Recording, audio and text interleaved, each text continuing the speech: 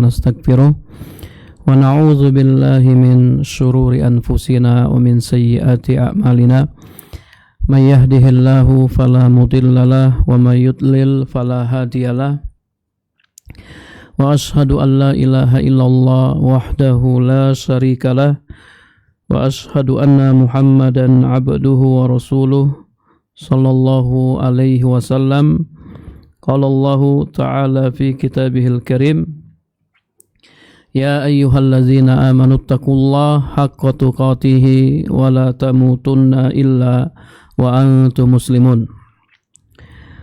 Amma ba'du, para pemirsa yang dirahmati Allah Subhanahu wa taala, kaum muslimin dan muslimat, semoga Allah Subhanahu wa taala merahmati kita semua.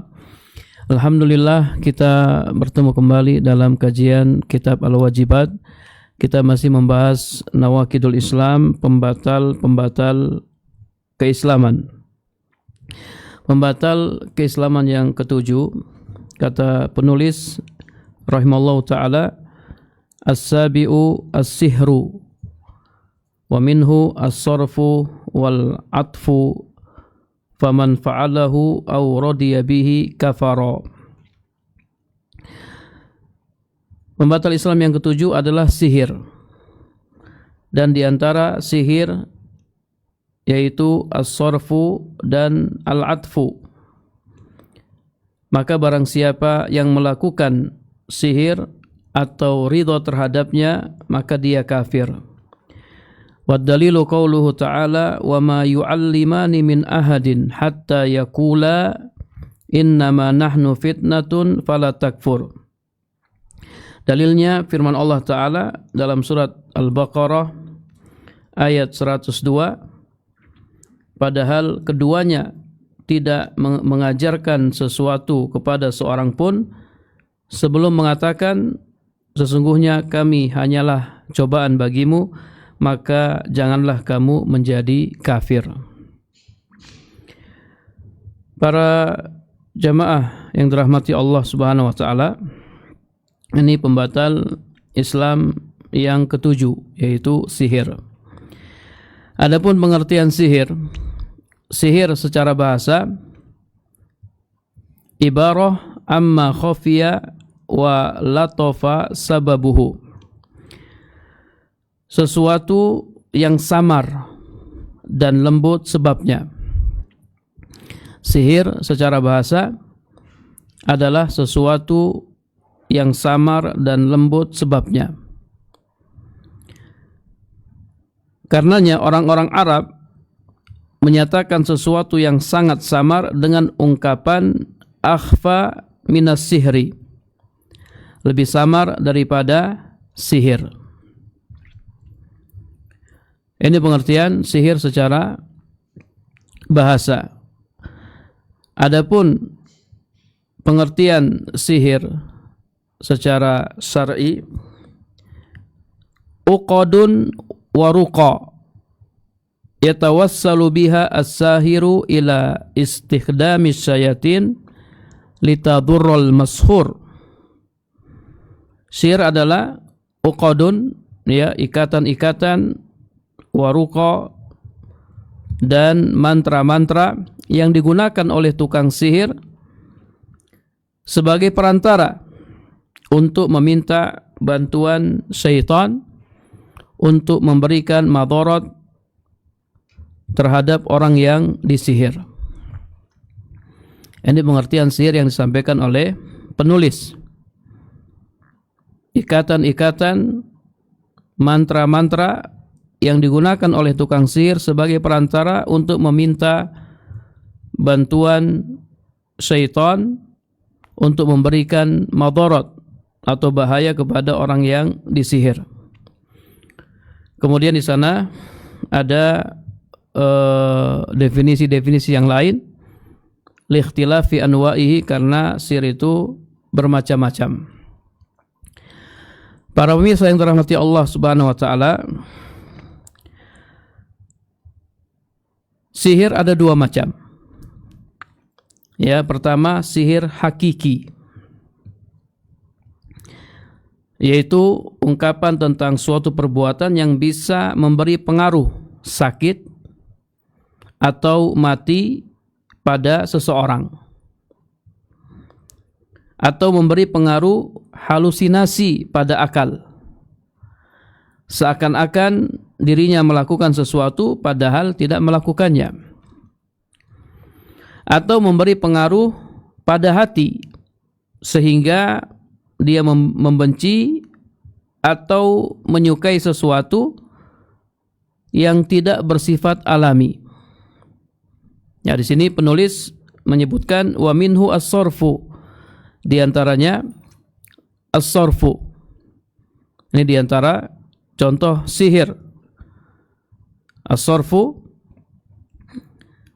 adalah sarfur rajuli amma yahwa, memalingkan seseorang dari apa yang dicintainya, seperti memalingkan seseorang dari mencintai istrinya menjadi mencintai selainnya.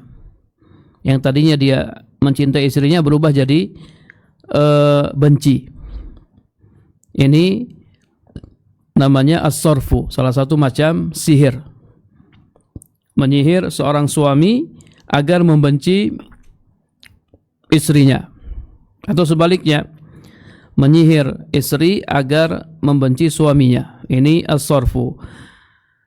Wa minhu al-atfu, dan diantaranya ada sihir yang disebut dengan al-atfu. Ya, ini juga perbuatan sihir, akan tetapi ya'tifur rajul amma la yahwa ila mahabbatihi. As-sarfu ini menarik hati seseorang terhadap apa yang dia tidak sukai menjadi menyukainya. Yang tadinya dia tidak suka, kemudian dia menyukainya. Bituruk syaitoniyah, dengan cara-cara syaitan, tentunya dengan bantuan syaitan. Ya, atau dalam istilah kita disebut dengan at-tiwalah, ya, pelet.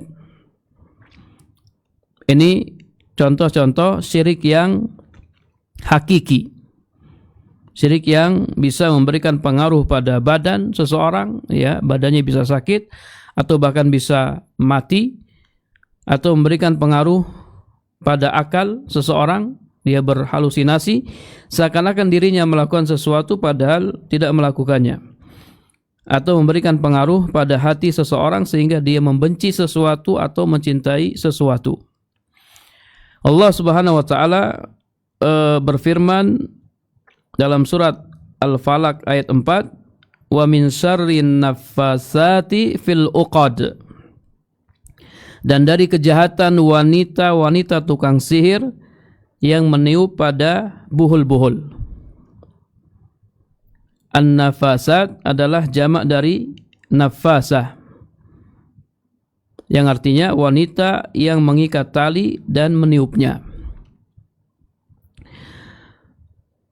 Para pemirsa yang dirahmati Allah Subhanahu wa taala, contoh sihir ini seperti sihir yang menimpa Nabi sallallahu alaihi wasallam yang dilakukan oleh seorang Yahudi yang bernama Labid bin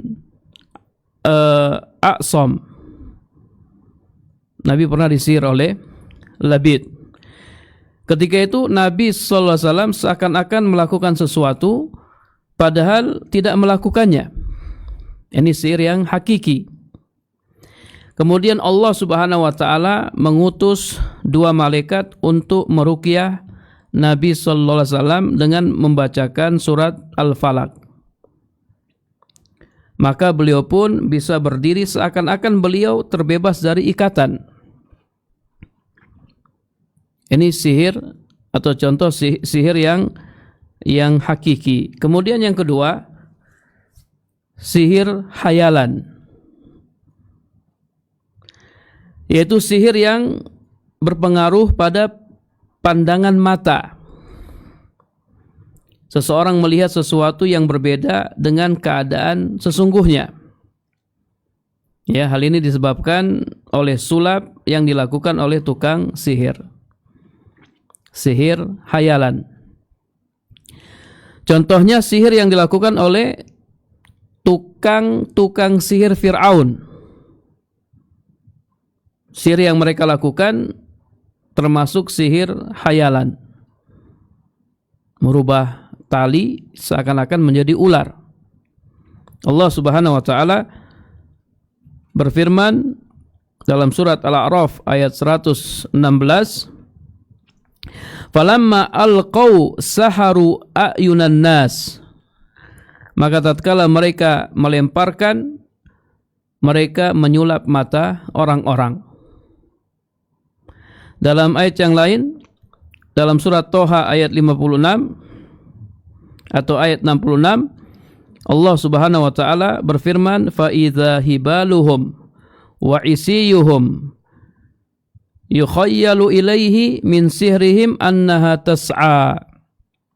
Maka tiba-tiba tali dan tongkat-tongkat mereka terbayang oleh Musa seakan-akan ia merayap cepat lantaran sihir mereka. Ini namanya sihir khayalan. Jadi tali dilihat seakan-akan itu ular. Kalau zaman sekarang, ya, sihir yang seperti ini, misalnya seorang tukang sihir mendatangi sebagian orang dengan membawa serangga, lalu disulap, tiba-tiba menjadi seekor kambing. Jadi yang dibawa itu serangga, hakikatnya serangga, cuman yang dilihat oleh orang lain seakan-akan itu seekor kambing. Dan setelah tukang sihir tersebut pergi, maka kambing itu berubah kembali menjadi serangga. Ini sihir di zaman sekarang. Contoh lain misalnya sihir yang dilakukan oleh para pesulap, ya, tukang tipu. Mereka mendatangi orang-orang sambil membawa kertas, lalu menyulapnya menjadi uang kertas. Kemudian mereka menukar uang kertas tipuan itu dengan uang kertas asli milik orang lain.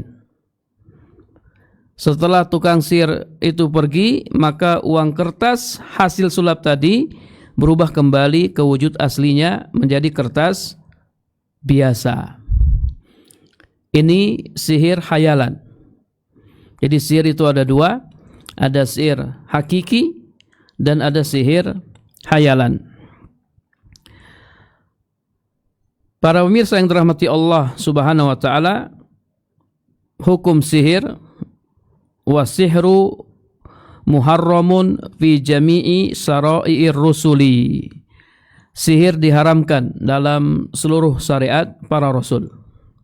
Ya, sebelumnya ana ingin menyampaikan bahwasanya tukang sihir bisa menyihir, ya, bisa melakukan sihirnya tentunya dengan izin Allah Subhanahu wa taala. Semuanya terjadi dengan izin Allah. Allah berfirman, "Wa ma hum bidarrina bihi min ahadin illa biidznillah." Dan mereka tukang-tukang sihir itu tidak bisa memberikan madarat dengan sihir kepada seorang pun kecuali dengan izin Allah. Jadi semuanya terjadi dengan izin Allah. Sihir yang hakiki itu terjadi dengan izin Allah, dan sihir yang khayalan juga terjadi dengan izin Allah. Dan sihir diharamkan dalam seluruh syariat-syariat Rasul. Bahkan sihir ini termasuk perbuatan kufur. Termasuk perbuatan kufur yang bisa membatalkan keislaman seseorang. Kita lihat dalil tentang kufurnya perbuatan sihir dalam surat Al-Baqarah ayat 102 sampai ayat 103. Surat yang cukup panjang. Allah Subhanahu wa taala berfirman, "Wattaba'u ma tatlu syayatinu ala mulki Sulaiman wa ma kafara Sulaimanu walakinna syayatina kafaru yu'allimuna an-nasa sihra wa ma unzila 'alal malakaini bibabila Haruta wa Marut wa ma yu'allimani min ahadin hatta yaqula innama nahnu fitnatun fala takfur fayata'allamuna minhuma ma yufarriquna bihi bainal mar'i wa zawjihi wa ma hum bidarrina bihi min ahadin illa biidznillah wa yata'allamuna ma yadurruhum wa la yanfa'uhum wa laqad 'alimu laman ishtarahu ma lahu fil akhirati min khalaq wa la bi'sa ma sharau bihi anfusahum law kanu ya'lamun walau annahum amanu wattaqau lamasubatun min 'indillahi khairun law kanu ya'lamun.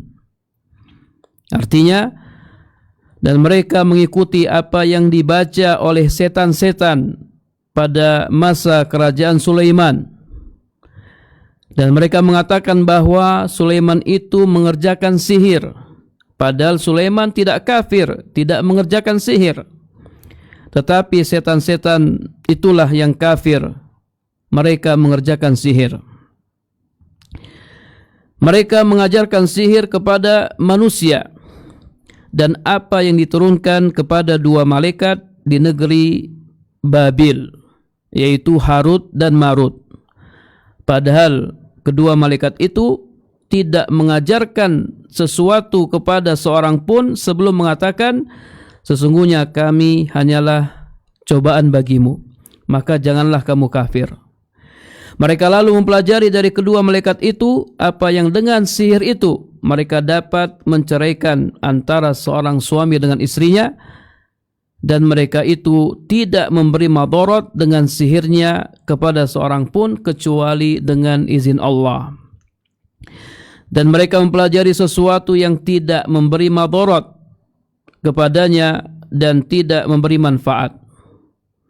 Sungguh mereka telah meyakini bahwa barang siapa menukar kitab Allah dengan sihir itu, maka tidak ada baginya keuntungan di akhirat, dan amat jahatlah perbuatan mereka menjual dirinya dengan sihir kalau mereka mengetahui. Seandainya kalau mereka beriman dan bertakwa, niscaya mereka akan mendapat pahala, dan pahala dari sisi Allah sungguh lebih baik kalau mereka mengetahui. Para pemirsa yang dirahmati Allah Subhanahu wa taala, kalau kita perhatikan ayat-ayat ini, maka kita dapati ada banyak dalil yang menjelaskan kafirnya sihir atau kufurnya sihir. Kita lihat, kita perhatikan ayat ini. Allah Subhanahu wa taala berfirman, "Wa ma kafara Sulaiman." Padahal Sulaiman tidak kafir, tidak mengerjakan sihir. Ini menunjukkan bahwa sihir adalah perbuatan kufur dan tidak pantas dilakukan oleh Nabi Sulaiman. Kemudian firman Allah, "Walakinna syayatina kafaru yu'allimuna an-nasa sihra." Tetapi setan-setanlah yang kafir mengerjakan sihir, mereka mengajarkan sihir kepada manusia. Ini menunjukkan bahwa mengajarkan sihir adalah perbuatan kufur dan termasuk ajaran syaitan. Termasuk pengajaran dari syaitan. Kemudian firman Allah, "Wa ma yu'allimani min ahadin hatta yaqula innama nahnu fitnatun fala takfur." Padahal keduanya, yakni dua malaikat itu, tidak mengajarkan sesuatu kepada seorang pun sebelum mengatakan, sesungguhnya kami hanya cobaan bagimu, maka janganlah kamu menjadi kafir. Ini menunjukkan bahwa orang yang mempelajari sihir adalah kafir. Kemudian firman Allah, "Walaqad 'alimu laman ishtarahu ma lahu fil akhirati min khalaq wa la bi'sa ma sharau bihi anfusahum law kanu ya'lamun." Sesungguhnya mereka telah meyakini bahwa barang siapa yang menukar kitab Allah dengan sihir itu, maka tidak ada baginya keuntungan di akhirat. Dan amat jahatlah perbuatan mereka menjual dirinya dengan sihir kalau mereka mengetahui. Ini menunjukkan bahwa sihir adalah perbuatan kufur yang menghalangi pelakunya masuk surga. Kemudian firman Allah, walau annahum amanu wattaqau. Sesungguhnya kalau mereka beriman dan bertakwa. Ini menunjukkan bahwa sihir menghapus iman dan takwa. Ini alasan-alasan kenapa sihir termasuk perbuatan kufur. Jelas ya dalam ayat ini bahwasanya sihir adalah perbuatan kufur. Coba kita lihat buku kita, ya, penulis berdalil dengan surat Al-Baqarah, surat yang tadi kami bacakan. Wa ma yu'allimani min ahadin hatta yaqula innama nahnu fitnatun fala takfur. Fadallat hazil ayah ala kufri sahir. Ayat ini menunjukkan atas kufurnya tukang sihir. Wa hadza huwa mazhabul Imam Ahmad wa Malik wa Abi Hanifah. Ini adalah mazhab Imam Ahmad, Imam Malik dan Imam Abu Hanifah. Wa huwa qaulu jumhur. Dan ini pendapat jumhur ulama. Wa zahaba asy-Syafi'i ila annahu idza ta'allama sihra yuqalu lahu sif lana sihraka. Imam Syafi'i berpendapat apabila seseorang mempelajari sihir maka ditanya sif lana sihraka, coba jelaskan ya sihirmu. Seperti apa sihir yang kamu pelajari? Fa in wasafa ma yastawjibu al-kufra, jika dia menjelaskan sihirnya itu sihir yang mengharuskan kekufuran, seperti sihir yang dilakukan penduduk Babil minat taqarrubi lil kawakib, yaitu mendekatkan diri kepada bintang-bintang, dan mereka punya keyakinan bahwasanya bintang-bintang itu bisa melakukan apa yang dimintanya, fahuwa kafirun, maka ini kafir. Ya, kalau sihir yang dia pelajari seperti ini, maka dia kafir. Wa in kana la yasilu ila haddil kufri wa taqada ibahatahu, jika tidak sampai pada batasan kekufuran, ya sihir yang dia pelajari tidak sampai pada batasan kekufuran, namun dia meyakini kehalalannya, fahuwa kafir, maka dia juga kafir listihlalihi al-muharram, karena dia telah menghalalkan ya perbuatan yang diharamkan. Jika tidak, maka dia tidak kafir. Ya, jika dia tidak menghalalkan, maka dia tidak kafir. Kemudian penulis berkata, waraji ala hadhil mas'alah wa nahwiha mimma yata'allaqu bisihri wa qatli sahir Fathul Majid bi syarhi kitab tauhid. Silakan merujuk masalah ini dan masalah-masalah yang semisalnya yang berkaitan dengan sihir serta membunuh tukang sihir ke kitab Fathul Majid Syarah Kitab Tauhid. Fathul Majid Syarah Kitab Tauhid karya Syekh Imam Abdurrahman bin Hasan Ibnu Syekh Al-Islam. Semoga Allah Subhanahu wa taala merahmati mereka. Wal maksud huna anna sihra nakidun min nawakidil Islam. Ya, maksudnya di sini sihir termasuk salah satu dari pembatal Islam. Faman fa'alahu aw radiya bihi kafara. Siapa yang melakukannya atau dia ridha terhadapnya, maka dia kafir. Perhatikan ya para pemirsa yang dirahmati Allah Subhanahu wa taala. Perkataan penulis aw radiya bihi, atau dia ridha terhadap sihir maka dia kafir, ini menunjukkan bahwa orang yang tidak belajar sihir atau tidak melakukan sihir tetapi dia ridha terhadap sihir dan tidak mengingkarinya, maka dia juga dianggap kafir. Ulang, orang yang tidak belajar sihir atau tidak melakukan sihir, akan tetapi dia ridho terhadap sihir, dia tidak mengingkarinya, maka dia dianggap kafir. Jadi hanya semata-mata karena keridhoannya terhadap sihir, maka dia kafir. Orang yang ridho terhadap kekafiran, maka dia kafir. Adapun orang yang beriman pasti tidak akan pernah ridho terhadap kekafiran. Ya, jadi hendaknya kita hati-hati, jangan sampai kita ridho terhadap kekufuran, karena orang yang ridho terhadap kekufuran maka dia kafir. Para pemirsa yang dirahmati Allah Subhanahu wa taala, kita singgung sedikit tentang hukuman bagi tukang sihir. Hukuman bagi tukang sihir.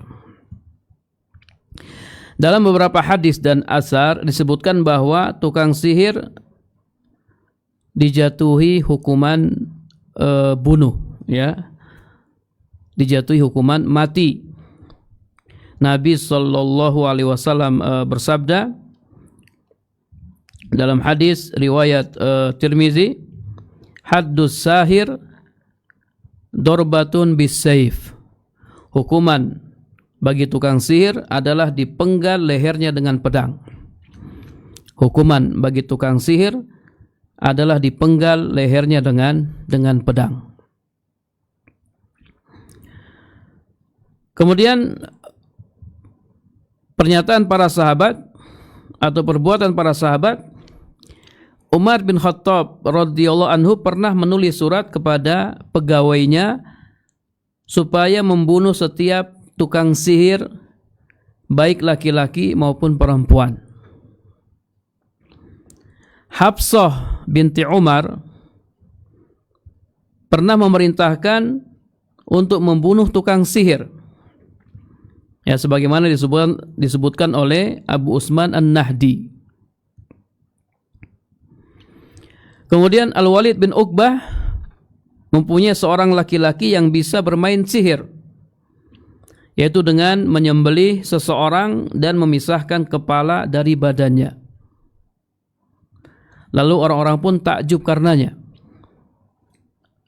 Setelah itu dia mengembalikan kepala tersebut seperti semula, ya, dia potong kepalanya orang hingga lepas, ya, terpisah dari badannya. Setelah itu dia kembalikan lagi. Dan orang-orang pun takjub. Kemudian datanglah Jundub Al-Asdi, lalu dia pun membunuh tukang sihir tersebut. Ya, kisah ini sanadnya sahih. Ya, bisa dilihat dalam Tarikh Al-Kabir oleh Imam Bukhari. Kemudian pernyataan Imam Ahmad, kata Imam Ahmad, hukum penggal leher bagi tukang sihir diriwayatkan secara sahih dari 3 sahabat Nabi sallallahu alaihi wasallam, yaitu dari Umar, Hafsah, dan Jundub. Para pemirsa yang dirahmati Allah Subhanahu wa taala, jadi kalau kita lihat riwayat-riwayat ini, ya, para sahabat yang menyuruh untuk membunuh tukang sihir atau mereka sendiri yang membunuh tukang sihir. Ini menunjukkan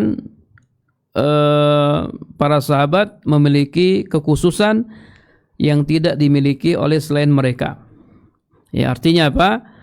Membunuh tukang sihir itu harus berdasarkan perintah pemimpin. Ini wewenangnya pemimpin.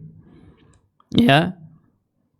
Kalau ada tukang sihir yang berhak membunuhnya atau menyuruhnya untuk membunuhnya adalah pemerintah. Ya, pemerintah kita. Demikianlah penjelasan Syekh Shalih Al-Fauzan. Para pemirsa yang dirahmati Allah Subhanahu wa taala, jadi kita harus berhati-hati dengan sihir, ya, jauhi sihir, jangan sampai kita melakukannya, jangan sampai kita mempelajarinya, atau jangan sampai kita meridhoi perbuatan sihir, dan kita tidak boleh datang kemudian bertanya kepada tukang sihir. Tidak boleh datang dan bertanya kepada tukang sihir, karena ini termasuk perbuatan yang diharamkan. Ya, sihir, ya dukun, ya tidak boleh kita datangi kemudian bertanya kepada mereka tentang sesuatu. Kalau kita datang kemudian kita bertanya, ya walaupun kita tidak benarkan, maka ancamannya sholat kita tidak diterima selama 40 hari, 40 malam. Ini kalau kita hanya sekedar bertanya dan tidak membenarkan.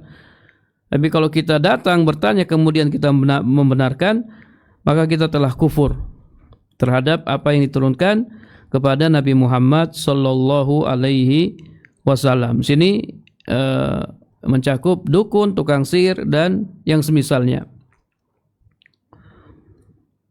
Ya, kita harus jauhi mereka. Baik, para pemirsa yang dirahmati Allah Subhanahu wa taala, kita tidak boleh menyetujui adanya sihir di masyarakat Islam dalam segala bentuknya, meskipun dengan tujuan penyembuhan. Kadang-kadang tukang sihir itu disebut dengan sebutan-sebutan yang lain, ya, seperti disebut dengan tabib, syekh, ya, kiai, habib, ya, atau orang pintar dan seterusnya. Ya, padahal dia tukang sihir atau dia dukun. Cuman dia tidak menggunakan nama tukang sihir atau dukun karena nanti dia tidak didatangi oleh orang. Makanya dia menggunakan nama yang lain. Ya, dia ingin menipu kaum muslimin. Kemudian tidak boleh menyaksikan atraksi atau acara sulap yang dilakukan tukang sihir. Tidak boleh menyaksikan, melihat, menonton acara sulap yang dilakukan oleh tukang sihir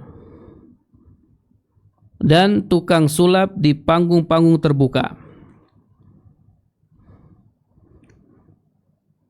Ya, karena khawatir nanti kita akan takjub, kita akan senang bahagia, padahal kita tidak boleh ridho dengan hal-hal yang seperti ini.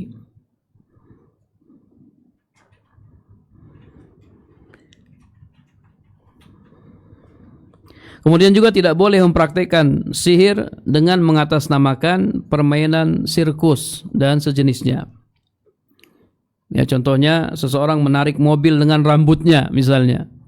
Ada acara seseorang menarik mobil dengan rambutnya atau dilindas mobil kemudian dia tidak apa-apa. Dan yang semisalnya, ini acara-acara yang hendaknya kita jauhi, tidak kita tonton, tidak kita lihat. Jadi di next, ya, tidak perlu kita lihat, tidak perlu kita tonton. Demikian pula, ya, pertunjukan sirkus dan yang sejenisnya yang disandarkan pada sihir. Ini juga kita jauhi. Intinya hal-hal yang berkaitan dengan sihir kita jauhi. Tidak kita lihat, tidak kita tonton. Tapi para pemirsa yang dirahmati Allah Subhanahu wa taala, termasuk di dalamnya ilmu tanjim, ya, ilmu perbintangan atau astrologi. Nabi sallallahu alaihi wasallam bersabda, "Man iktabasa ilman minan nujumi iktabasa su'batan minas sihri zada mazada." Barang siapa mengambil ilmu perbintangan, berarti telah mengambil salah satu cabang sihir. Semakin banyak ilmu perbintangan yang dia ambil, maka semakin banyak pula cabang sihir yang dia dapat. Ya, ilmu perbintangan di sini yaitu keyakinan bahwa bintang-bintang mempunyai pengaruh terhadap berbagai peristiwa di muka bumi. Misalnya turunnya hujan, ya, kesengsaraan, kebahagiaan, kesehatan, penyakit dan sejenisnya.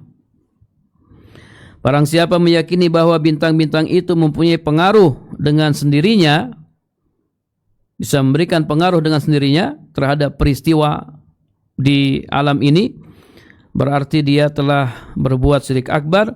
Barang siapa meyakini bahwa bintang-bintang hanya menjadi sebab, ya misalnya sebab turunnya hujan, berarti dia telah berbuat syirik asghar.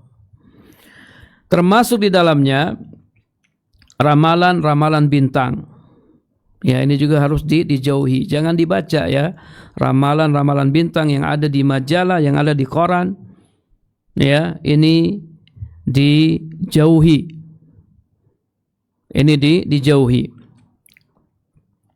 Perbuatan seperti ini, ya, membaca ramalan bintang sama dengan orang yang pergi ke tukang sihir. Jadi siapa yang membaca ramalan bintang dan membenarkannya, berarti dia telah kafir kepada Al-Quran yang diturunkan kepada Nabi Muhammad sallallahu alaihi wasallam. Namun jika seseorang membacanya sekedar hiburan, maka sholatnya tidak akan diterima selama 40 hari. Pokoknya jangan dibaca, ya, entah dibenarkan atau tidak dibenarkan. Dan barang siapa menyimpan majalah atau koran yang seperti ini di rumahnya, yang ada ramalan bintang, maka seakan-akan dia telah memasukkan dukun ke dalam rumahnya. Ini harus kita perhatikan. Taib. Dan lain-lain, ya, dari macam-macam sihir. Sihir ini banyak macamnya. Intinya, ya, kita jauhi sihir. Karena sihir, ya, termasuk nawaqidul Islam, termasuk perkara yang bisa membatalkan keislaman seseorang. Wallahu a'lam bishawab. Ya, mungkin ini yang bisa kami sampaikan, mudah-mudahan bisa dipahami. Wassallallahu ala nabiyina Muhammad walhamdulillahi rabbil alamin. Subhanakallahumma wa bihamdika asyhadu an la ilaha illa anta astaghfiruka wa atubu ilaik. Wassalamualaikum warahmatullahi wabarakatuh.